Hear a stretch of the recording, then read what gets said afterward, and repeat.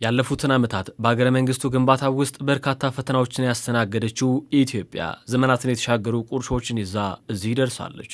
እነዚህ ቁርሾች ወቅትና ዘመን እየቀያየሩ ሀገርን ዋጋ ያስከፈሉ፣ በማህበረሰቡም ዘንድ ጥርጣሬና መጠፋፋትን የሰበኩ ሆነው ቆይተዋል። በእኛ ይብቃ ያለው ትውልድ ዛሬ ላይ ለዚህ መፍትሄ የሚሆን የሀገራዊ ምክክር መድረክ አቋቁሞ ላለፉት 4 ዓመታት ሲመክር ቆይቶ ሀገራዊ ጉባኤውን አካሂዶ ዛሬ በተግባባቸው ምክር ሀሳቦች መቋጫውን አገኘ። በዚህ መርሃ ግብር ተገኝተው ንግግር ያደረጉት የቀድሞ የናይጄሪያ ፕሬዝዳንትና የአፍሪካ ህብረት የአፍሪካ ቀንድ ልዩ መልእክተኛ ኦሉሴጉን ኦባሳንጆ ኢትዮጵያውያን ዛሬም በሌላ አሸናፊነት ለአፍሪካውያን ምሳሌ ሆናችኋል አሉ። Security and stability to achieve conditions የሀገሪቱን ሙሉ ልማትና እድገትን ለማረጋገጥ ሰላምና ደህንነት ያስፈልጋል። ሁሉም ዜጋ ያለምንም ልዩነት ማንም ወደ ኋላ ሳይቀር ሀብታምና ባለጸጋ እንዲሁም ደስተኛ ለማድረግ ሰላም በጣም ጠቃሚ ነገር ነው። ለዚያም ነው ሁሉም ነገር የሚደረግለት። ለዛም ነው በኢትዮጵያ ሀገራዊ ምክክር ያስፈልገው። በ4000 ተሳታፊዎች መደረጉ ትኩረት የሚፈልግና ጠንካራ መሆኑን ያመለክታል። ይህም ታሪካዊና ለሌሎች አፍሪካውያን ምሳሌ የሚሆን ያደርገዋል። ይህ የምክክር ጉባኤ ኢትዮጵያውያን ለሀገራቸው ሰላም እድገትና ልማት መሰረት የጣሉበት መሆኑንም ጠቅሰዋል። ይህም ከራስ አልፎ ለሌሎች የሚተርፍ ተስፋን እንዳዘለም አመላክተዋል።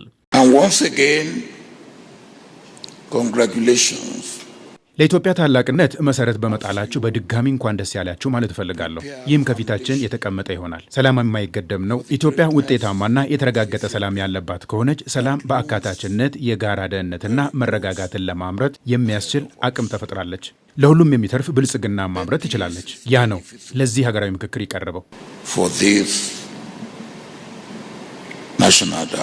በምክክሩ ተሳታፊዎች የተቀመጡ ምክር ሀሳቦች የተፈጻሚነት ሂደቱን ይበልጥ ውጤታማ እንደሚያደርጉም ተነስቷል።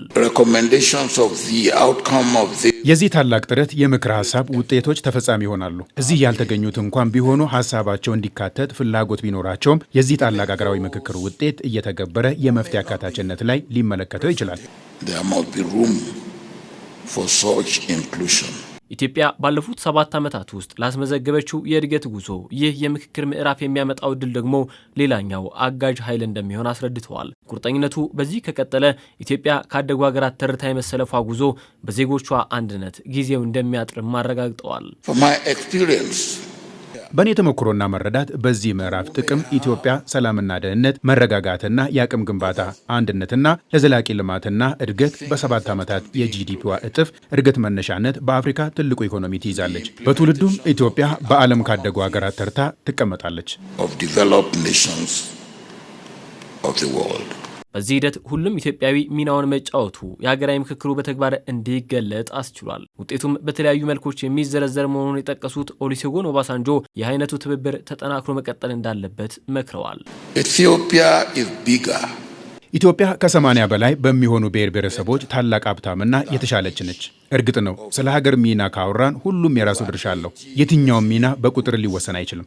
የተሟላ ሀገራዊ ምክክር ለአመራሩ መልካም አስተዳደር ከፍተኛ አስተዋጽኦና ተልዕኮን በአግባቡ ለመወጣት ያግዛል የሚል ተስፋ አለኝ። ከጎናችሁ እንቆማለን። የቆምነውም በእናንተ ነው።